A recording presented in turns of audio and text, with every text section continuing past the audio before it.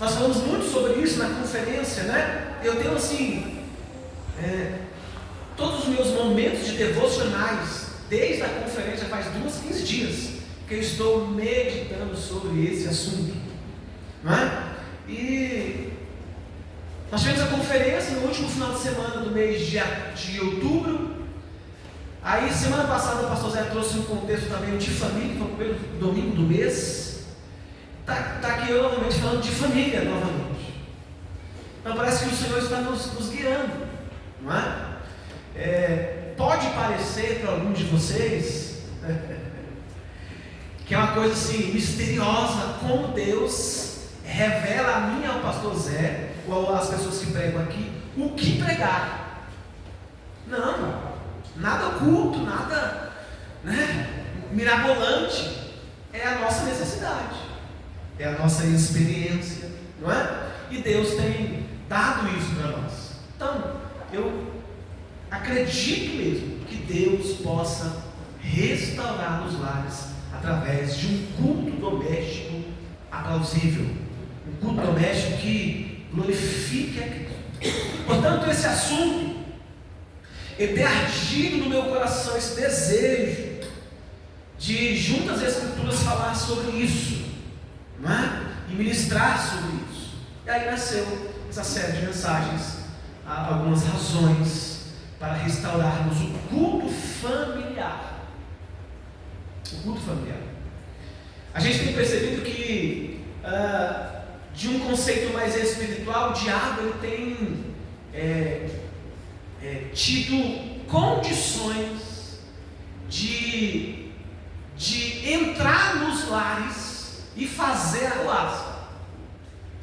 E aí eu não quero de forma nenhuma espiritualizar o que não é, mas de forma racional, uma forma espiritual mais racional, que você entenda que muitas vezes nem tudo é o diabo, é as nossas ações, é o que eu digo, é o que eu faço, é o que eu penso, é o que eu deixo de fazer, é o que eu deixo de pensar, é o que eu deixo de falar, por exemplo. Mas dentro do conceito espiritual, o mundo já é maligno, né? E eu sempre digo, vou continuar dizendo, irmãos, vai piorar. Pastor, está ruim? Está ruim na escola? Está ruim na escola. Está ruim na família? Está ruim na família. Está ruim na política? Está ruim na política. Está ruim, qualquer coisa, você está ali no meio, está ruim. Mas é bíblico, irmãos, o mundo jaz do mal. É por conta da decadência do pecado. Nós herdamos de quem o pecado? De Adão. E alguém pode, poxa pastor, mas você sempre fala isso. É porque a gente precisa ter noção o porquê que nós estamos pecando e o porquê que nós não estamos fazendo aquilo que as escrituras estão nos ensinando a fazer. É por conta do pecado, irmão, não tem outra coisa.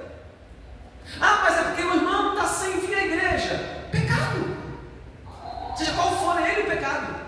O irmão está com alguma situação, porque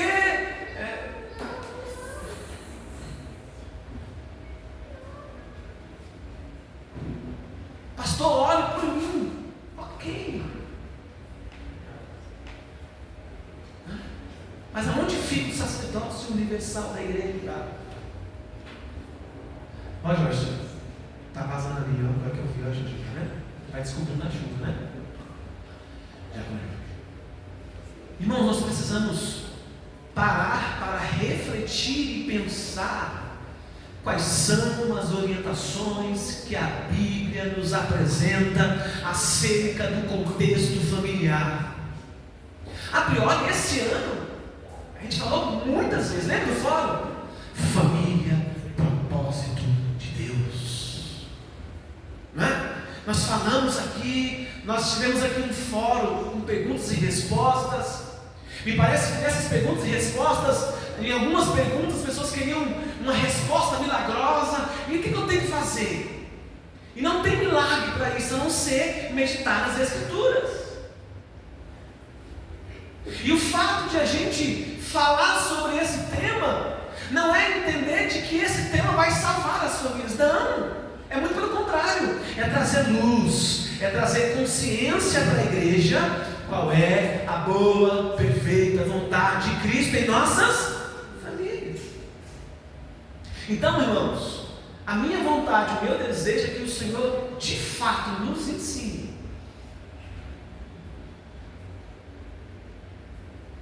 Quem aqui tem uma profissão? Estou introduzindo, irmãos, ao sermão.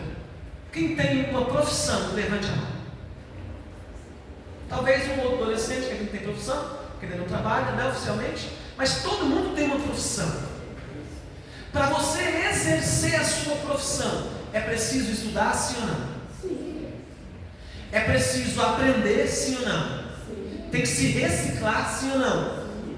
E por que quando fala de família, a gente não quer aprender? Quando fala das escrituras em detrimento da família, não, eu vou ficar com o que meu pai me ensinou, com que a tradição, não estou dizendo que a tradição de tudo é ruim, tá? Tem muito conceito bom, por exemplo, conceito moral, de tradição antiga, que é muito bom, mas tem coisa ruim também. Mas o que eu quero trazer hoje para os irmãos é uma consciência dessa necessidade que nós precisamos perceber qual é a instrução. Pastor, vou dizer mais uma vez, eu vou no culto de domingo, tá bom demais. Não tá bom, não é o suficiente. A igreja ainda não é uma igreja regenerada por vir só no domingo à noite. A igreja só será uma igreja regenerada quando a igreja perceber e cumprir a vontade de Deus no lar, na casa, cada um na sua função, como esposa, como esposo, como filhos. Então me parece aqui que há uma insistência da parte das escrituras a nos ensinar sobre isso. Não dá para a gente buscar um conceito familiar em livros de autoajuda na livraria Cultura, não dá. Não é pecado, mas não vai mudar a sua história e a sua família. Não dá para ouvir um TikTok e ver um TikTok todo dia falando de família e você achar que isso vai mudar o contexto da sua casa, porque não vai mudar. Pastor, o que você está falando? Eu estou dizendo, estou apresentando à igreja o que vai mudar a nossa família, a nossa comunhão em família, o nosso contexto familiar, a nossa necessidade. Talvez a minha necessidade não é a sua, cada um tem uma necessidade familiar, mas eu não tenho dúvidas que essa necessidade será atendida através das escrituras em nossas vidas. O entendimento. Desculpe eu ser assim, bem incisivo hoje, mas eu queria iniciar essa série de mensagens dessa forma, para que os irmãos percebam a necessidade disso. Eu lembro antigamente que a gente fazia os cultos nos lares, era culto nos lares, né? Mas a gente fazia sem contexto, sem conhecimento, e era bom, porque havia ali um relacionamento sincero. Mas o que nós estamos apresentando aqui desde a conferência não é um culto no lar, é mais do que isso. São princípios e elementos que nos trazem Cristo para o centro dos nossos relacionamentos, Cristo para o centro da nossa casa, do nosso lar. Pastor, você está dizendo que a sua casa é perfeita? Muito pelo contrário, é por isso que eu estou dizendo, porque a minha não é perfeita. É para mim essa mensagem. Porque pode parecer ser a apóstolo está falando porque a dele é perfeita. Não é, muito pelo contrário, é imperfeita, precisa de ajustes. Mas o que eu quero hoje salientar aos irmãos é essas razões para restaurarmos o culto doméstico. Quem quer fazer isso comigo em nome de Jesus? A primeira razão, e eu vou me ater só nessa razão hoje, são os fundamentos teológicos e bíblicos para esse culto doméstico.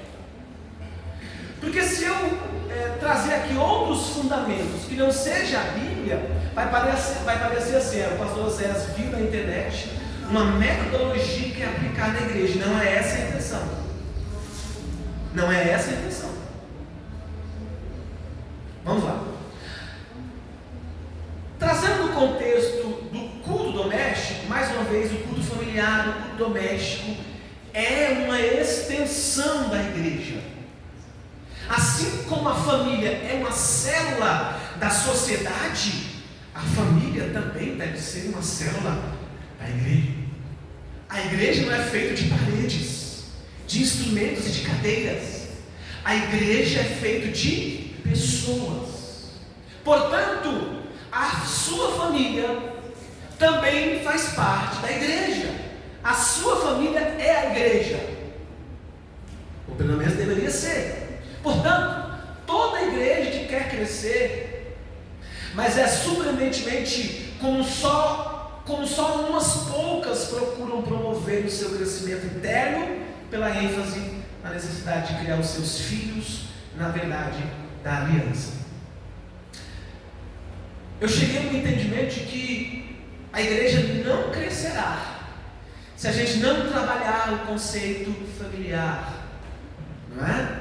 Porque as famílias se revelam quem são baseado naquilo que elas estão lendo, naquilo que elas estão meditando em detrimento das Escrituras.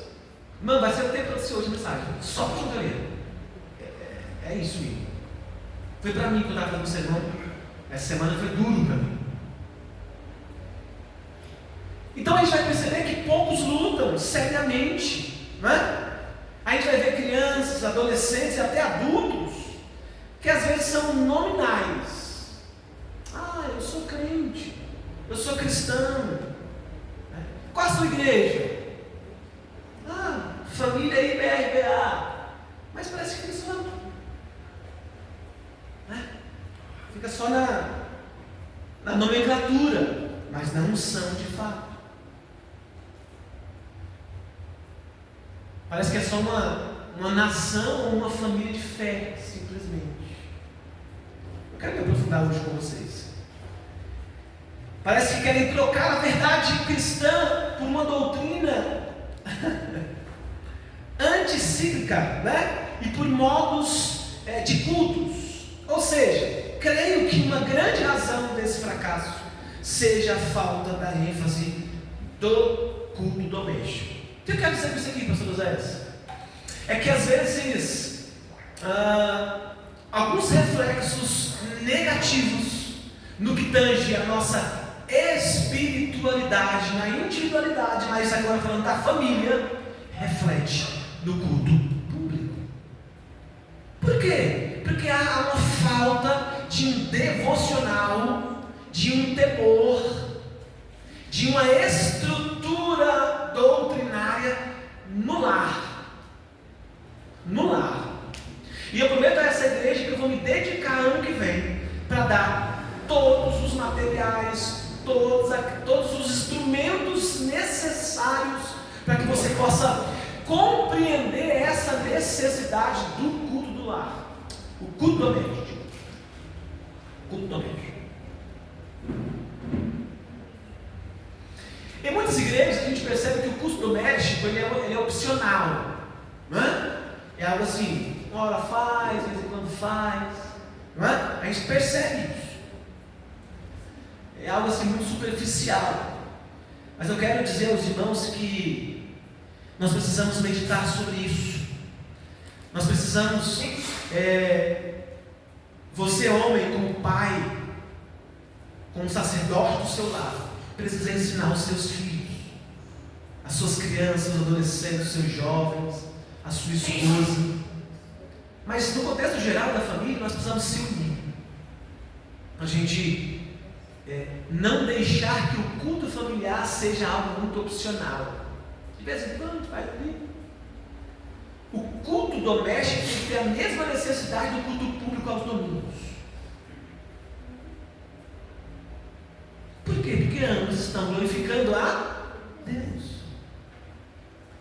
Aí eu fiz uma pergunta para mim mesmo, pensando para mim mesmo: será que vamos ver um avivamento em nossa família? Em nossos lares, em nossos filhos, em nossa casa, nosso esposo, nosso esposo? E aí eu comecei a ler, irmão, sobre esse assunto, como Deus restaurou lares e reavivou famílias através dessa estrutura familiar. Irmãos, é algo assim extraordinário na história da igreja. Os nossos irmãos batistas, né, de séculos atrás, que conservaram isso nas suas sessões, nas suas reuniões internas da igreja local, conservaram essa necessidade de preservar esse culto, porque eles entendiam que esse culto é algo onde Deus faz algo incomum. Ali, no seu lar, na sua casa, é o momento de você se relacionar com Deus sem ninguém estar te olhando, sem fundo de religiosidade. Você está na sua casa, no seu lar, com a sua linguagem, com o seu filho, como já disse na conferência da família, ou deitado na cama, né? Ou ao redor da mesa, ou numa janta, ou no almoço, né? Ou numa segunda-feira à noite, numa lanchonete, em um local propício para isso, mas que tenha esse compromisso de reunir a família e estar glorificando Cristo em família, pai, mãe e filhos. E aí eu estou pesquisando mais a fundo, achei um outro documento, e dessa vez um documento de 1677, da Congregação Puritana de Docksheds, né? Diz isso, em Massachusetts. É assim, Massachusetts? Me ajuda aí. Massachusetts. Eu não sei, é difícil para mim, irmãos. Olha o que eles falaram aqui, é um documento dessa igreja que eu encontrei. Incluído é um dever de reformar as famílias, empenhando-nos no zelo de nossos comportamentos, no zelo de nossos comprometermos a manter nelas o culto de Deus e a andarmos em nossas casas com orações, com nossos corações retos, no cumprimento fiel de todos os deveres domésticos, educando, instruindo e exortando nossos filhos e familiares a guardarem os caminhos do Senhor. Eu achei interessante esse documento, que em nenhum momento o documento diz assim, deixa de fazer as coisas que é para fazer e fica só fazendo culto da hora, né? Não é isso que o documento está dizendo. O documento está dizendo para vocês continuarem fazendo as suas atribuições domésticas ou semanais ou particulares da sua família, mas que nessas ocasiões, nessas tarefas, se inclua o que, gente? O culto doméstico. Olha que interessante isso. Assim, eu quero perguntar, como vai o seu lar? Ou melhor, eu estou afirmando aqui, né? Não estou perguntando, não. Assim como vai o seu lar, vai também a igreja, vai também a nação. O culto doméstico é um dos fatores mais decisivos de como vai o lar, o seu lar, a sua casa. É claro que o culto doméstico não é o único fator para isso. Ele não substitui os outros deveres de pais e mães. Sem o exemplo deles, o culto doméstico é inútil.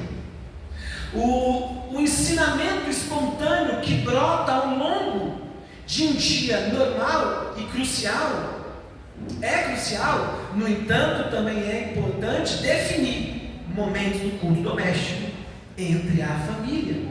Portanto, o culto familiar é o fundamento para a criação com as bases bíblicas.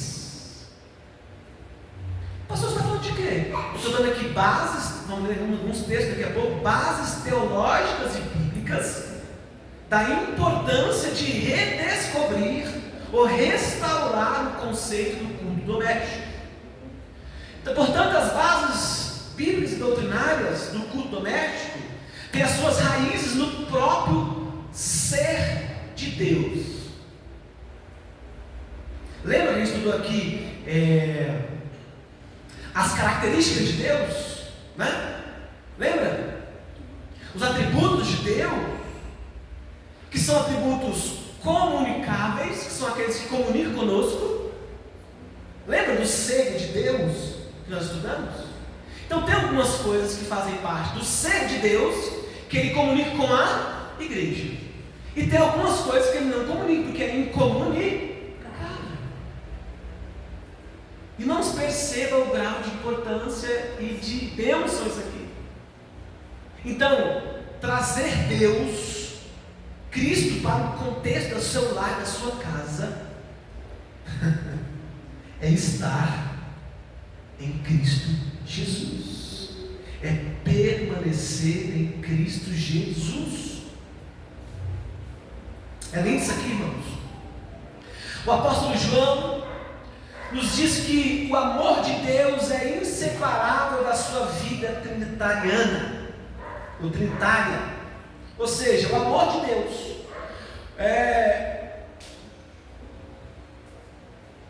ele emana e transborda, partilha a sua bem-aventurança de uma pessoa da Trindade para as outras. Ou seja, Deus jamais foi um ser solitário e individual, a quem faltasse alguma coisa em si. Estou falando aqui do Deus triuno. A plenitude de luz e do amor é eternamente compartilhada entre o Pai, Filho e Espírito Santo. Portanto, o Deus majestoso e triuno, ou trino, não se espelhou em nossas famílias. Ao contrário, Ele modelou o conceito terreno de família. Pastor, o que está dizendo? Que aqui há um modelo de família. É viver em conjunto, Pai, Filho e Espírito Santo. Eles se comunicavam em amor, em graça, né?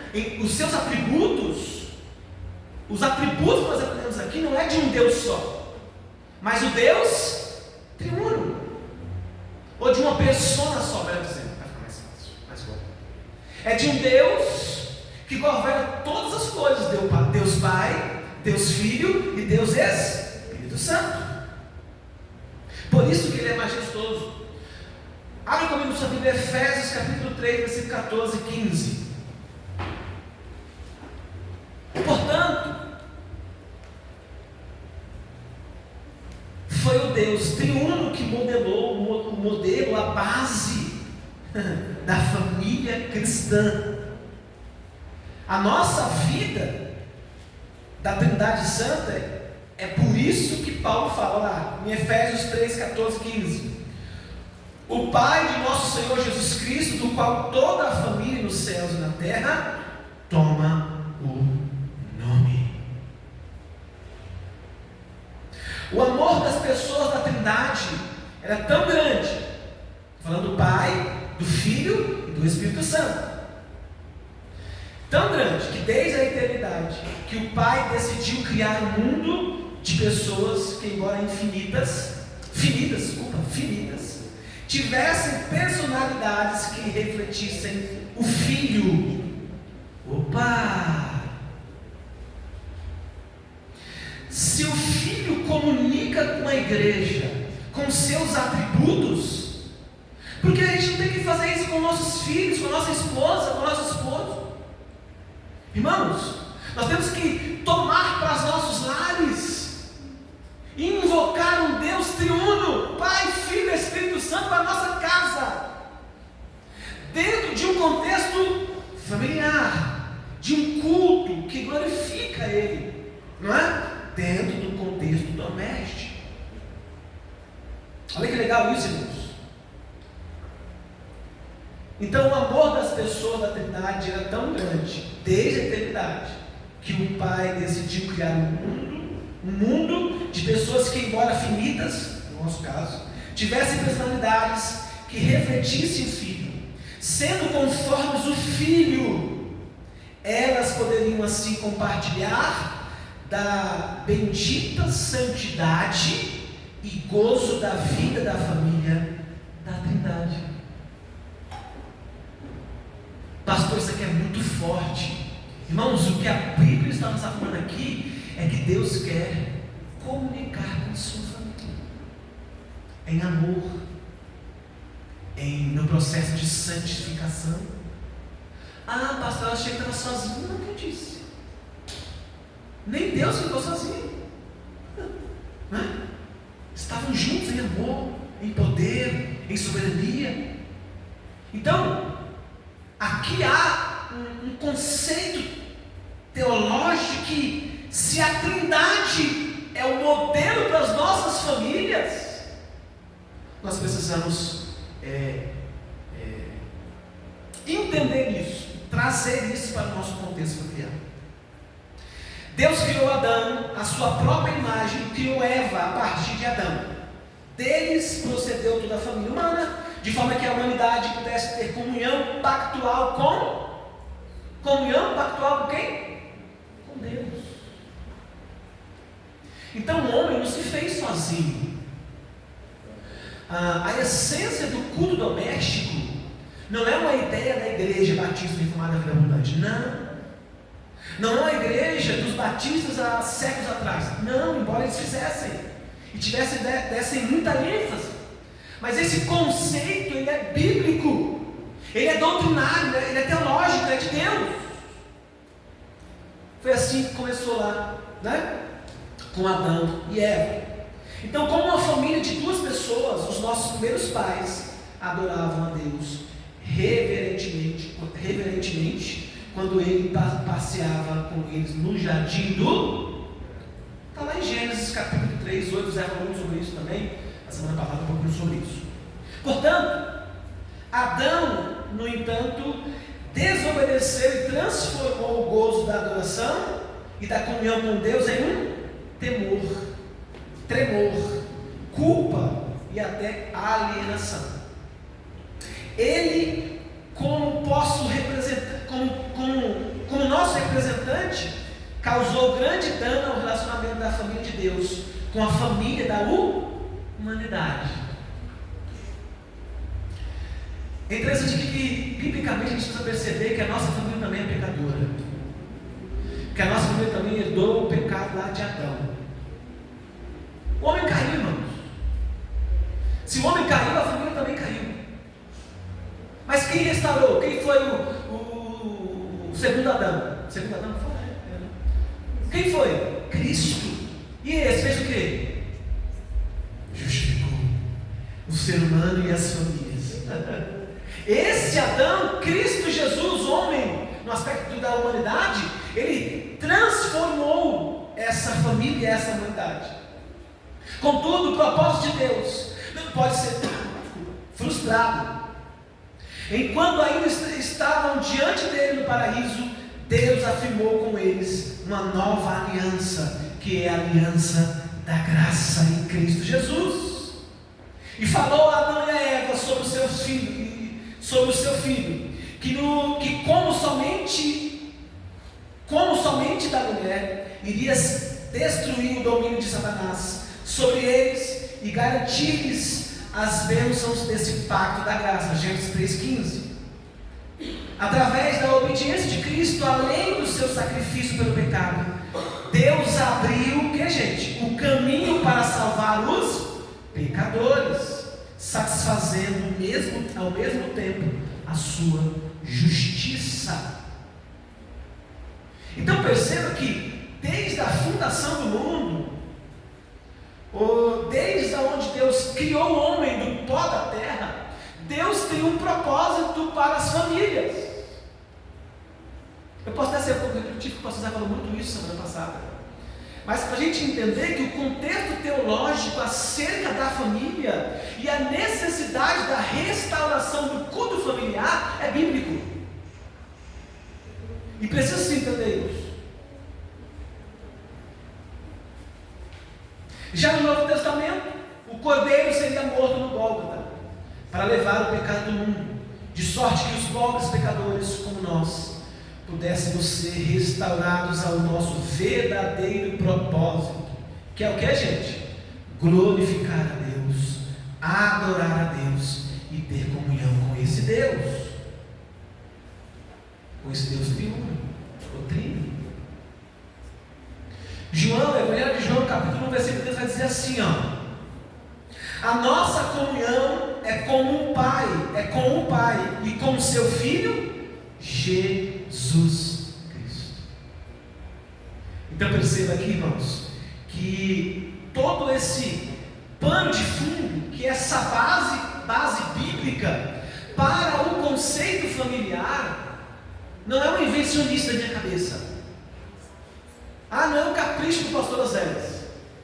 Não foi um capricho dos pastores das igrejas séculos atrás, em 1677. Não é um capricho. É uma necessidade.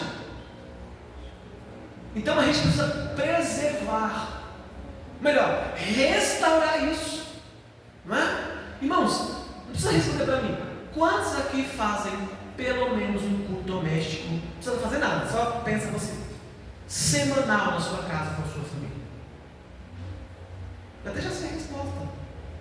Eu sei a minha, inclusive. Que nem sempre a gente consegue fazer semanal, né? A gente trata de outras formas. Mas o parar para fazer o culto, para estar ali, né? É porque muitas vezes as nossas atividades nos roubam o tempo, né? Mas também não é só isso, não. A gente acha que o culto doméstico não faz parte da rotina. Não faz parte do propósito da família. É por isso que a intenção aqui é convencer, através da Bíblia de vocês, de que vocês precisam perceber essa necessidade de fazer um culto doméstico, de trabalhar, trazer Cristo para o centro do seu lar. Aí no Novo Testamento, Deus se relaciona-se com a raça humana por intermédio de alianças e de lideranças, ou representações. Na vida diária dos pais, representam os filhos, e o pai representa a esposa e os filhos. Os oficiais eclesiásticos representam os membros da igreja. E aqui eu faço uma comparação entre o pai de família com os oficiais da igreja. Assim como os oficiais da igreja representam a igreja, os pais, os maridos precisam representar as vossas esposas e os vossos filhos. E como também os pais, agora eu falo da mãe e do pai, precisam representar quem? Os vossos filhos. Se a gente acha que a partir de um filho nosso fazer tudo, irmão, vocês podem esquecer, não vai, né? E nem é dever deles. É dever de quem? De quem? Pais. Dos pais. Dos responsáveis. Assim como os presbíteros, os diáconos, os pastores são responsáveis pela igreja. Então isso aqui, irmãos, é bíblico. Então na vida espiritual, toda pessoa ou é representada pelo primeiro Adão, ou é representada pelo último Adão, que é Cristo. Está claro isso para vocês? Então, irmãos, a gente precisa mexer um pouco nessa ferida, no sentido, né, de se aprofundar a necessidade. Mas meu esposo não é crente, minha mulher não é crente, meus filhos não são crentes. Não importa. Não importa se é mãe, se é pai, tem família, ama os filhos, ama a esposa, ama o esposo. Precisa fazer. Precisa pensar que esse culto, né, vai trazer Cristo para a centralidade dos vossos relacionamentos. Se eu fosse perguntar aqui, como está sendo o seu relacionamento com os seus filhos? Como está sendo o seu relacionamento com a sua esposa e com o seu esposo? Não é fácil, irmãos. É difícil, porque a dinâmica da nossa vida é difícil, é complexa. E a gente só vai conseguir vencer as tribulações, a adversidades familiar, tendo Cristo como o centro e o cerne da reforma familiar. Quem crê assim, diga amém. Amém. Não dá, irmão. Então eu estou trazendo aqui aos irmãos esse conceito teológico e bíblico. Eu quero deixar aqui de lição de casa, anote aí a leitura do capítulo 5 de Romanos. E também a primeira carta de Coríntios, capítulo 15, todo o capítulo, leia. Com a sua família, leia você individual, mas leia. Que você vai entender, né? Ou você está representada por Adão, que é o pecado, ou você está sendo representada por Deus, que é Cristo, que é o último Adão. É isso que o Senhor vai nos falando nessa noite. Vamos prosseguir. Esse princípio de representatividade permeia toda a Escritura. Deus organizou a raça humana em famílias, em tribos, né? E trata com elas através da liderança do Pai, do homem. Gênesis capítulo 12, versículo 3 vai dizer: em ti serão benditas todas as famílias da... Está lá em Gênesis, irmãos. Então, Deus tem sim um entendimento de que você precisa ser família dentro do contexto bíblico. O sistema mosaico deu continuidade ao princípio no qual o pai representava a família na adoração e na comunhão com Deus. Quando eu falo mosaico, é a lei de Moisés, tá, irmãos? Ok? Tudo certo? Lei de Moisés? Então, a lei de Moisés, vamos falar lá dos Pentateucos. Ali vai dizer que o pai, a imagem paterna, precisa tomar as rédeas. Ah, pastor, mas uma casa que não tem. Então, a esposa é o responsável pela família. Entendeu? É um tio, é uma mãe, é alguém, sabe? Mas o molde padrão é isso. No livro de Números, de modo particular, focaliza o relacionamento de Deus com o seu povo em termos de famílias e suas lideranças. O pai devia conduzir a família na adoração no tempo da Páscoa e instruir os seus filhos sobre o seu significado. Olha que legal isso. Portanto, a relação entre o culto e a vida familiar continuou nos dias do Novo Testamento. Por exemplo, o apóstolo Pedro reafirmou que a promessa feita a Abraão, o pai da fé, né? Quando declarou aos seus judeus no sermão de Pentecostes, Romanos 4,11, ele vai dizer o seguinte: para vós outros é a promessa para vossos filhos e para todos que ainda estão longe.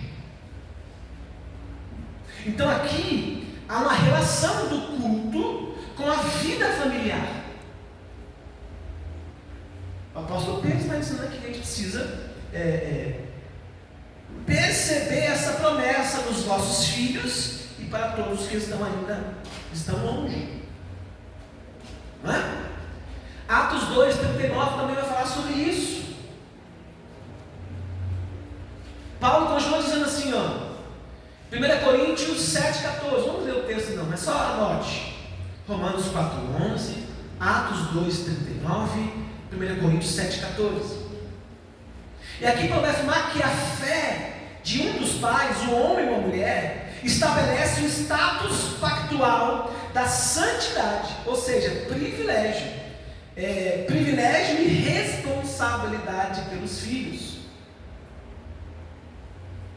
Então está claro aqui a importância de que a família tem dentro do contexto espiritual dos nossos filhos. Os pais, as mães, a família em geral tem uma responsabilidade em detrimento da família. É por isso que o culto familiar ele traz benefícios. Se vocês leram lá os 3 PDFs, eu tenho a curiosidade de ler, pelo menos um pouquinho, lá tem os benefícios de ter um culto doméstico. Irmãos, é notável isso, não é? Mas vamos lá. A igreja do Novo Testamento, que incluía os filhos e os seus pais como membro do corpo, está lá em Efésios capítulo 6, versículo 1 ao 4, e a experiência dos crentes individuais como Timóteo, está lá em 2 Timóteo 1,5. Eles vão confirmar aqui a importância da fé e do culto dentro das famílias, ou dentro do lar, ou dentro do contexto relacional da sua casa. Então, se percebe aqui, igreja, que a primeira razão para a gente restaurar o culto familiar é compreender esse contexto teológico e bíblico. Mais uma vez, irmãos, não é uma falácia, não é uma historinha, conto de fada, não é uma história inverídica, é algo real, é bíblico. Se você precisa restaurar o seu lar, a sua casa, se vocês têm problemas com os seus adolescentes, com o seu marido, com a sua esposa, com os seus familiares que moram com você, se você está nesse contexto como eu, tenho muitos problemas, nós precisamos restaurar o conceito do culto doméstico urgente. Então essa é a razão de perceber qual é a vontade de Cristo em nós. Eu vou dar aqui um exemplo prático, rapidinho. Muitos de nós se apavoram em detrimento a uma situação. O filho adoeceu, bota o médico. Vamos, corre, rápido, vamos chamar, socorre, ambulância, chama o SAMU, chama. Não tem Cristo lá, não? O conceito é muito simples. Não estou ensinando vocês não chamarem, ou não trazer atendimento médico para os filhos. O que eu estou falando que é uma prova de que às vezes nós estamos tão no automático na nossa vida rotineira, familiar, que a gente se esquece de Cristo em nós e na nossa família. E Deus pode sim curar os nossos filhos em detrimento daquilo que nós precisamos. Nós vimos aqui vários testemunhos de irmãos, né, que antes do médico buscaram oração. Senhor, eu preciso da cura do meu filho. Reuniu o marido, reuniu a esposa, reuniu os filhos. Bora lá aqui em nome de Jesus. Vamos pedir a Deus misericórdia. Da mesma forma, em detrimento da salvação dos nossos, em detrimento é a salvação dos nossos filhos, dos nossos parentes, dos nossos, as pessoas próximas, os amigos, dos nossos relacionamentos. Irmãos, nós precisamos fortalecer em Cristo a família. A família não será e não prevalecerá em coisas do TikTok ou coisas daquilo que estão falando, ou naquilo que você acha que tem que fazer. Não. Ou às vezes uma falsa espiritualidade, que é exigir do filho orar, mas você não ora, como pai, como mãe. Por exemplo, falando de mim, irmãos, falando de você, não falando de mim mesmo. Eu tenho coragem para isso. Agora, quando a gente percebe Cristo e essa restauração é necessária, irmãos, eu não sei se você vai fazer uma vez por dia, uma vez por semana, a cada 15 dias, a cada 30 dias, eu não sei, né?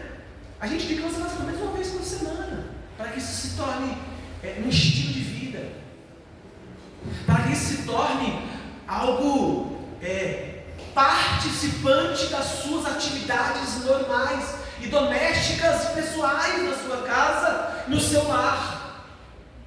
Eu sei que para muitos aqui é um desafio. Chega tarde em casa, sai 7 horas, chega 9 horas da manhã, 9 horas da noite em casa. Eu sei que é um desafio.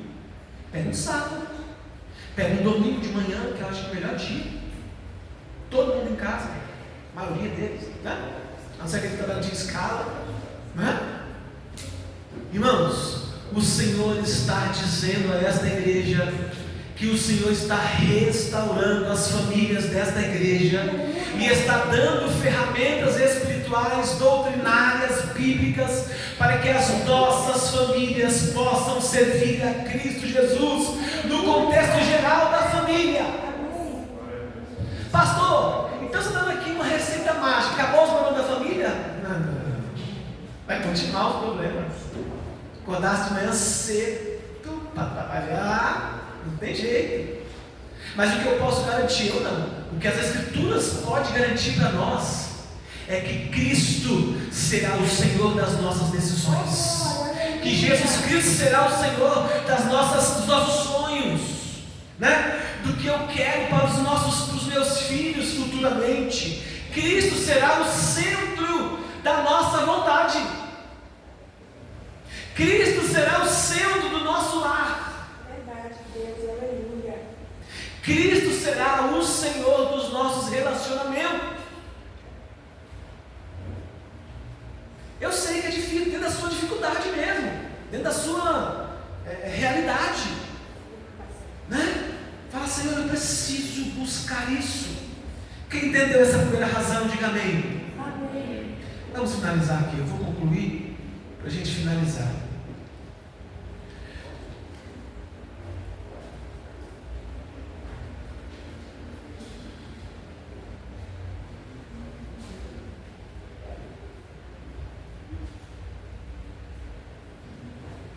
Então concluo esse sermão dizendo que essa primeira razão para redescobrirmos o culto doméstico, o culto familiar,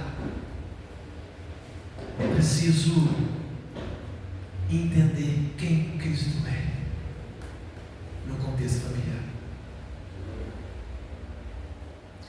É compreender que há uma urgência para a gente restaurar esse culto doméstico, para que a sua família seja uma extensão da igreja na sua casa, que aquilo que você se alimentar aqui no culto de domingo, você possa aplicar no seu culto doméstico na sua casa, com seus familiares, com sua família. Isso era algo muito feito pelos puritanos, irmãos, de forma brilhante. Por isso aqueles irmãos puritanos eram os irmãos bem diferenciados, né? E eu tenho lido muito sobre o puritanismo, né? E tenho visto que eles tinham uma didática muito preciosa, né? Se é para fazer, é para fazer. Se é para orar, é para orar. É muito dedicado às suas ações, nas suas devoções, os seus devocionais, sabe? E isso se espalhou para todo mundo. Essa devoção, esse devocional, esse respeito, né?